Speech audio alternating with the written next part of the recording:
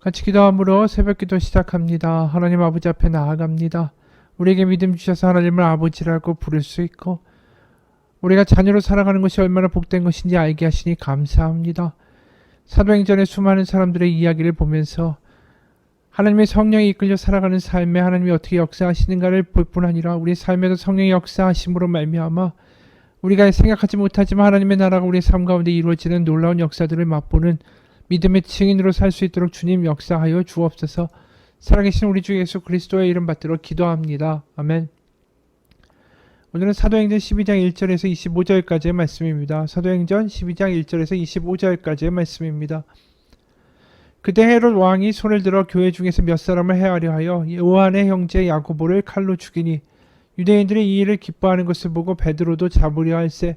때는 무교절 기간이라. 잡음에 옥에 가두어 군인 내식인 네페에게 맡겨 지키고 유월절 후에 백성 앞에 끌어내고자 하더라. 이에 베드로는 옥에 갇혔고 교회는 그를 위하여 간절히 하나님께 기도하더라.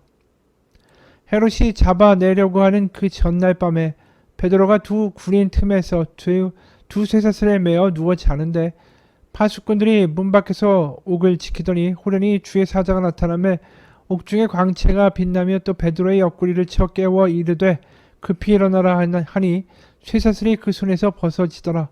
천사가 이르되 띠를 띠고 신을 신으라 하거늘 베드로가 그대로 하니 천사가 또 이르되 겉옷을 입고 따라오라 한데 베드로가 나와서 따라갈새 천사가 하는 것이 생시인 줄 알지 못하고 환상을 보는가 하니라. 이에 첫째와 둘째 파수를 지나 시내로 통한 쇠문에 이르니 문이 저절로 열리는지라. 나와서 한 거리를 지나매 천사가 곧 떠나더라.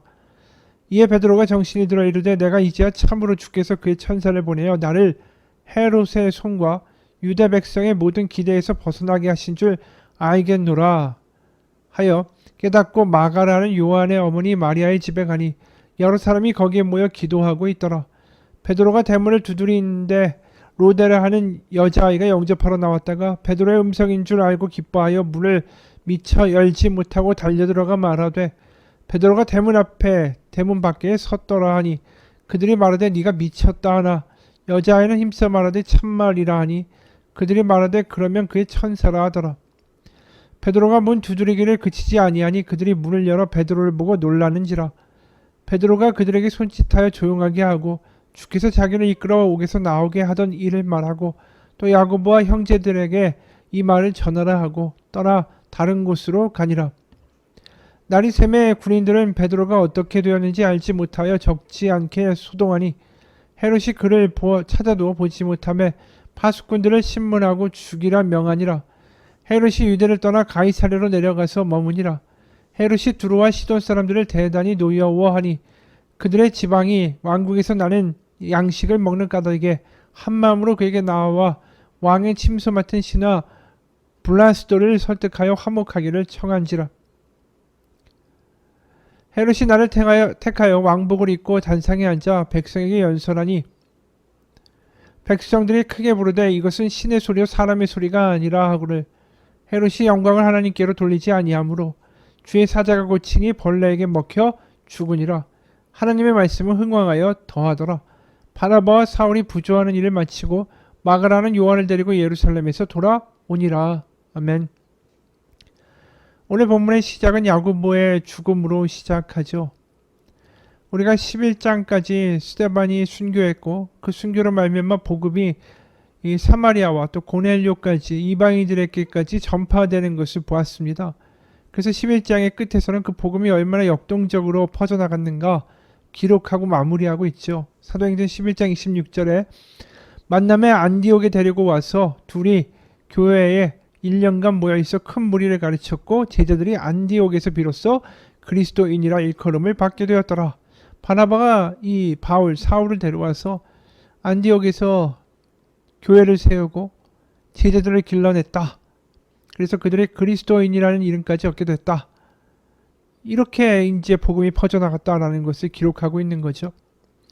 그래서 안디옥 교회에서 어려운 예루살렘에 이 헌금, 연복까지 이 가문 가운데 보내게 됐다라는 거죠. 그런데 12장의 시작은 갑자기 굉장히 서늘하고 충격적인 시작으로 시작하고 있습니다. 야고보 바로 이 사도 야고보, 바로 사도 중에 하나가 처음으로 순교를 당하는 일이 벌어지죠. 그리고 거기에 베드로까지 투옥이 됩니다. 그러니까 여태까지 순탄하게 마구 퍼져나가던 하나님의 복음이 사도들의 죽음과 사도들의 투옥됨으로 말미암아 갑자기 급정거를 하는 듯한 모형을 보여주는 것입니다. 이게 굉장히 심각한 예루살렘 교회의 위기가 되는 거죠. 이 일을 벌인 사람은 헤롯 아그리파 1세라는 사람이에요. 그러니까 예수님이 태어나셨을 때 예수님을 죽이고자 가난아기들을 다 죽여버린 헤롯 대왕의 손자입니다.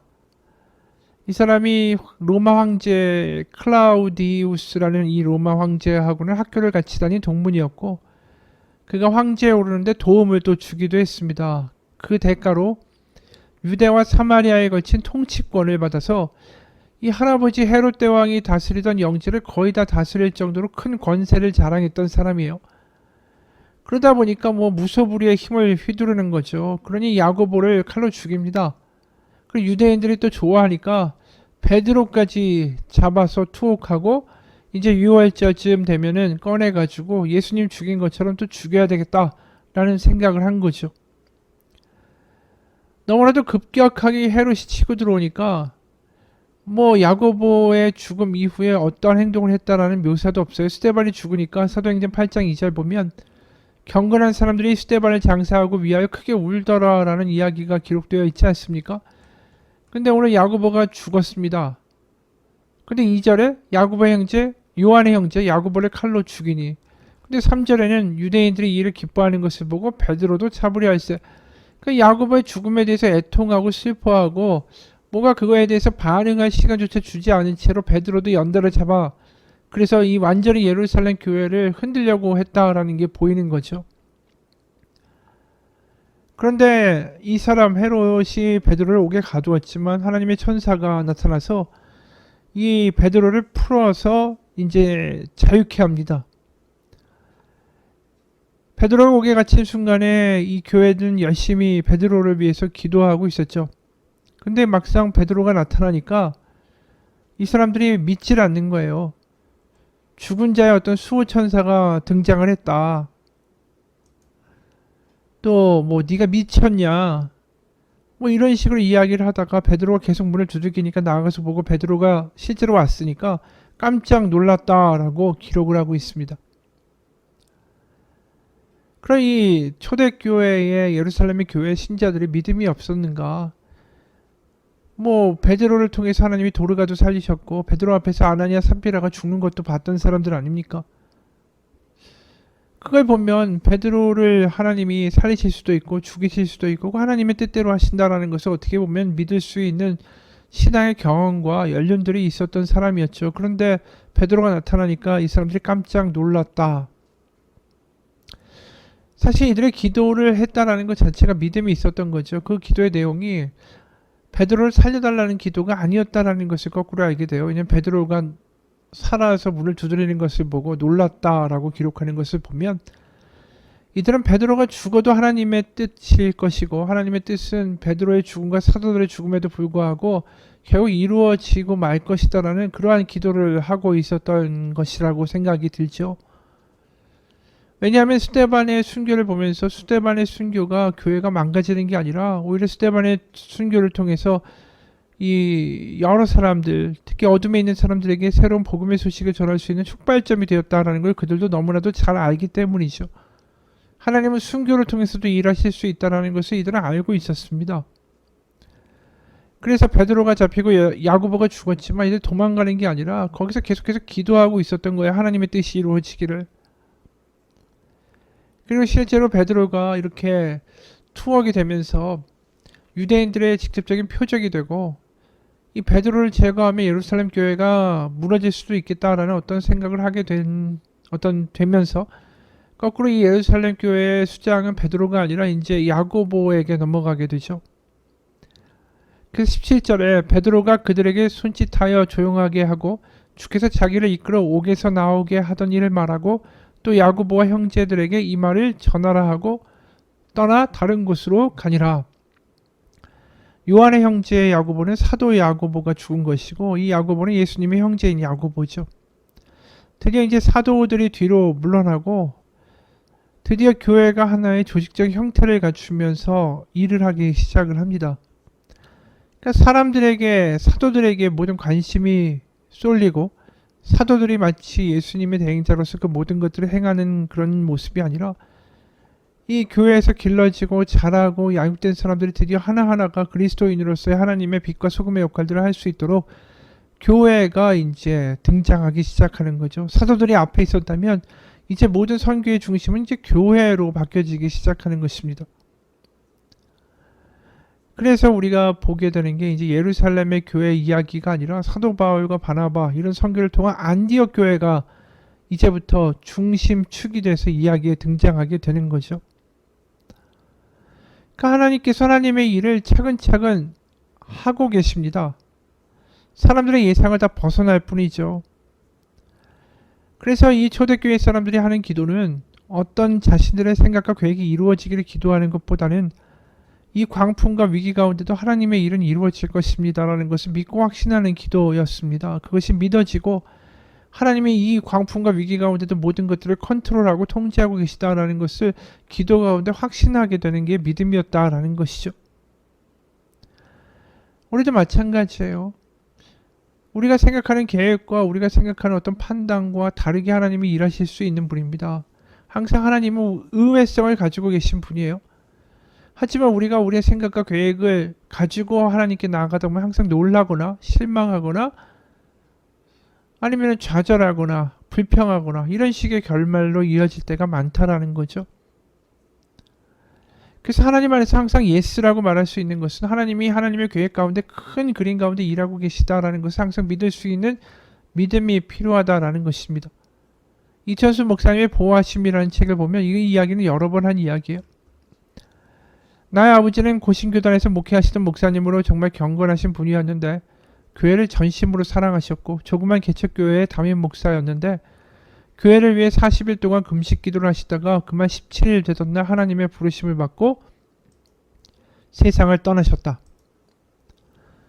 당시 나는 하나님을 도저히 이해할 수가 없었다. 교회를 위해 금식하면서 기도하는데 교회를 불같이 일으켜 세워주지는 않으시고 담임 목사를 데려가시면 어떻게 하자는 것인지 난 하나님께 불평을 하고 또 하나님이 너무 이해 안 가고 하나님이 너무 원망스러웠다. 하지만 내가 당시에 가장 이해하기 힘들었던 분은 하나님도 아버지도 아닌 바로 어머니였다.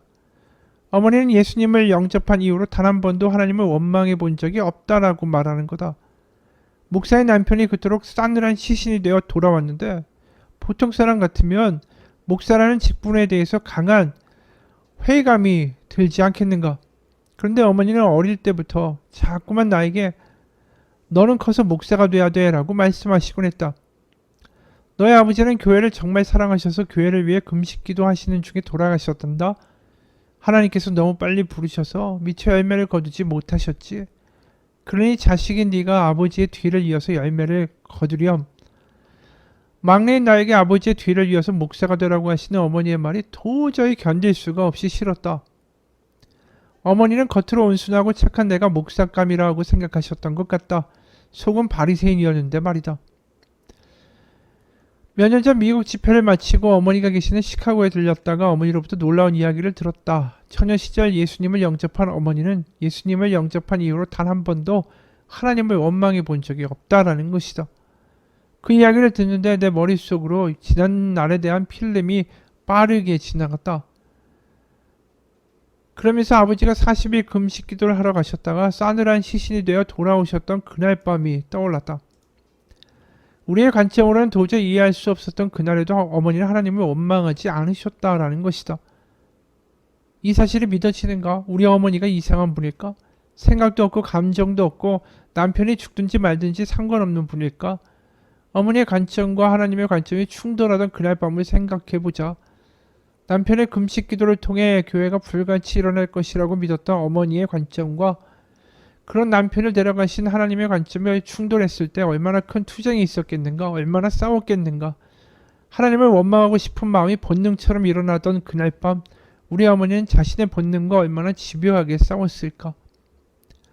끈질긴 어머니의 기도로 31살 때 내가 목회의 길로 들어섰다. 그리고 기도만 하고 미처 열매를 거두지 못하고 돌아가신 아버지의 기도의 열매를 교회를 향한 그 기도의 열매를 자식이 내가 지금 말도 안 되는 놀라운 방법으로 이유를 설명할 수 없는 신비한 방법으로 거두고 있는 것이다. 우리 어머니가 어린 나를 무릎에 앉혀놓고 눈물로 부르던 찬양이 하나 있다. 아, 하나님의 은혜로 이 쓸데없는 자 왜 구속하여 주는지 나는 알 수 없도다. 내가 믿고 또 의지함은 내 모든 형편 아시는 주님 늘 보호해 주실 것을 나는 확실히 아네. 바로 하나님의 은혜로 찬송가 310장이었다. 풍랑은 잠잠하지 않았다. 아버지가 돌아가시고 사택을 비워줘야 되는 상황에서 우리 가족은 길거리로 나앉았다. 죽을 고생을 해야 할 만큼 풍랑은 여전히 거세게 일었었다. 하지만 우리의 모든 형편을 잘 아시는 주님이 늘 돌보아 주실 것을 확실히 아는 그 어머니의 믿음이 오늘날의 나를 있게 만들었다. 우리는 우리의 관점을 하나님의 관점 앞에 굴복시켜야 한다. 나의 관점을 내려놓지 않고서는 이 땅에서 일어나는 수많은 일들을 도저히 이해할 수가 없다. 퍼즐 조각을 맞추듯이 오랜 시간이 지나고 돌아보면 하나님께서 모두 옳으시다라는 것을 인정하지 않을 수 없다. 맞습니다. 오늘 베드로가 살아 돌아온 것, 그것이 그들의 기대와 생각과 다를지라도 하나님은 또 새롭게 역사하시고 일하시는 거죠. 이찬수 목사님의 아버지가 금식기도하다 돌아가신 거 이해할 수 없고 의외의 일이지만 또 그걸 통해 하나님은 일하셨다라는 것입니다. 우리 인생에도 우리가 이해하지 못하는 일들, 복잡한 일들, 예기치 않은 일들이 발생하죠. 그럴 때 필요한 건 믿음입니다. 이해하려고 하는 것이 아니라 믿으려고 할 때가 더 중요하다라는 것이죠. 이 어머니는 남편이 죽었을 때 이해하려고 하지 않고 믿으려고 했었습니다.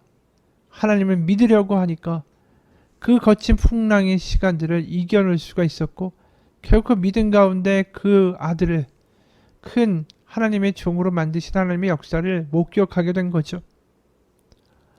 사도 바울도 그러기 때문에 눈앞에서 닥치는 이해 안 가는 일들을 참 많이 겪습니다. 하나님의 전도를 하는데 왜 하나님, 왜 내가 돌을 맞아야 되고 강도를 당해야 되고 파선을 당해야 되고 태장을 받아야 됩니까? 이렇게 말할 수 있죠.